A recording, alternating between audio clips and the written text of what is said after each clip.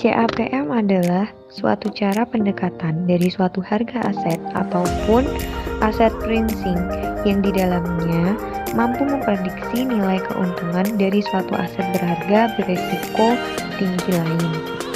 Jadi, CAPM adalah suatu metode atau cara yang dikembangkan agar setiap investor atau pembisnis bisa membuat perkiraan kondisi keseimbangan dari resiko yang terdapat di dalam setiap aset seimbang. CAPM mampu menjelaskan keterkaitan resiko dengan return yang memang diperlukan oleh perusahaan. Dalam pelaksanaannya, CAPM adalah satu metode pendekatan aset pricing yang sangat simpel. CAPM juga bisa dijadikan sebagai suatu dasar acuan bagi para investor untuk mengetahui gambaran berbagai kejadian di pasar aset berharga yang memang cukup kompleks dan sangat sulit untuk dipahami. Nah, berikut ini beberapa yang termasuk di dalam risiko investasi yang jadi pertimbangan CAPM adalah sebagai berikut. Yang pertama, market risk. Market risk merupakan risiko yang terdapat di pasar. Market risk pun sering disebut sebagai interest rate risk. Dalam pelaksanaannya, risiko pasar akan turut mempengaruhi nilai investasi dari investor. Yang kedua, default risk. Default risk adalah suatu risiko yang terjadi jika penjual aset ternyata tidak mampu membayar bunga dan juga biaya pokok aset. Pihak investor akan sangat mungkin mengalami default risk. Yang ketiga, inflation risk. Risiko inflasi dikarenakan adanya inflasi yang tentunya akan menurunkan nilai aset berharga. Yang keempat, currency risk. Risiko mata uang ataupun currency risk yang dipengaruhi nilai aset karena adanya penurunan nilai tukar mata uang yang menjadi acuan dari adanya jual beli aset. Berikut adalah beberapa konsep penting serta risiko investasi yang perlu dipahami dalam capital asset pricing model. 1. Systematic risk. Risiko sistematis merupakan bagian tak terpisahkan yang berhubungan erat dengan semua pergerakan dari pasar saham dan juga tidak bisa dihindari. Risiko ini juga dikenal dengan istilah risiko pasar atau umum, yakni yang berkaitan dengan perubahan keseluruhan yang terjadi di pasar. Selanjutnya, perubahan pasar ini dapat mempengaruhi variabilitas retur dari suatu investasi. Artinya, resiko sistematis ini adalah resiko yang tidak bisa didiversifikasi. Kemunculan risiko ini terjadi karena pengaruh keadaan sosial, budaya, politik, dan juga perekonomian. Yang kedua, unsystematic risk. Unsystematic risk atau risiko tidak sistematis merupakan bagian risiko tidak umum di dalam sebuah perusahaan. Risiko ini tidak bisa dipisahkan. Unsystematic risk juga kerap disebut dengan risiko perusahaan atau spesifik, yakni yang tidak memiliki keterkaitan dengan perubahan pasar keseluruhan.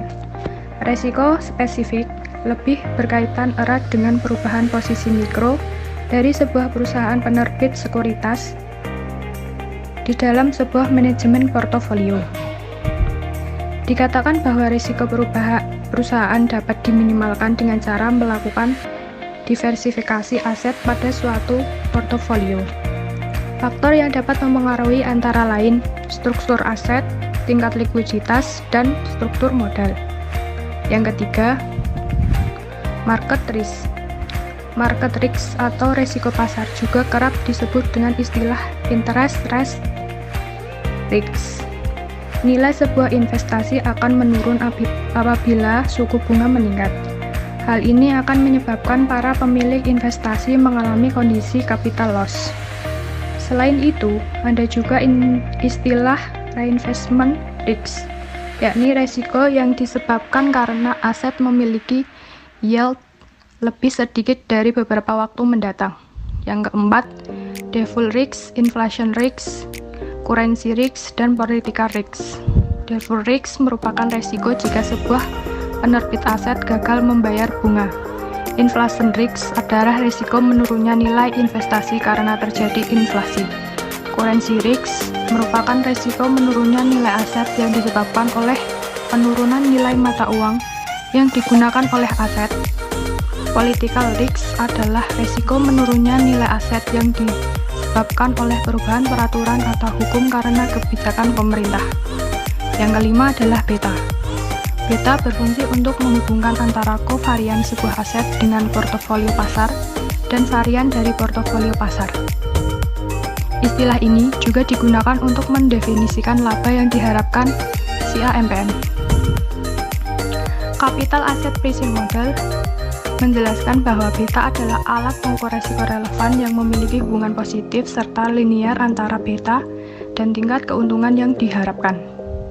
Apabila koefisien beta lebih besar dari 1, maka bisa diartikan bahwa saham memiliki pergerakan yang responsif. Jika beta saham sama dengan 1, artinya saham mempunyai pergerakan sama dengan IHSG. Jika beta saham kurang dari 1, berarti saham bergerak lebih lambat dari pergerakan pasar. Sedangkan jika nilai beta negatif, saham memiliki pergerakan yang berlawanan dengan arah pasar. 6. Security Market Line. Security Market Line atau garis pasar modal berfungsi untuk menggambarkan trade-off bersih laba di dalam pasar finansial. Akan tetapi, ini hanya berlaku untuk portofolio efisien dan tidak dapat digunakan untuk mempertimbangkan equilibrium laba suatu negara. Di dalam CAPM, seluruh investor memegang portofolio pasar merupakan perbandingan terhadap portofolio lainnya. Para investor selanjutnya akan mengharapkan premium risiko guna membeli aset seperti saham. Semakin besar risiko saham tersebut, maka semakin besar pula premium risikonya. Dalam penggunaannya, CAPM memiliki kelebihan tersendiri dalam mengestimasi retur saham. Kelebihan tersebut sebagai berikut. Yang pertama, dapat dipergunakan untuk perhitungan jangka pendek. Yang kedua, data yang dibutuhkan mudah untuk didapatkan. Yang ketiga, tidak membutuhkan waktu yang lama untuk mengestimasi retur. Akan tetapi, sebagai sebuah model yang cukup mudah digunakan, CAPM juga mempunyai beberapa kekurangan.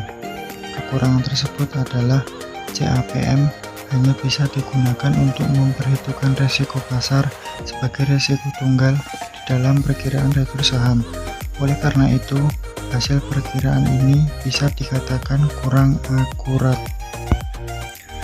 Ada beberapa asumsi yang mendasari CAPM, antara lain yang pertama, tanpa ada biaya transaksi, siapapun bisa menjual dan membeli sekuritas tanpa khawatir ditagih biaya transaksi. Yang kedua, tidak ada pajak penghasilan.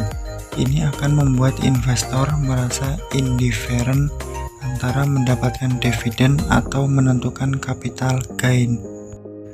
Yang ketiga, fully divisible.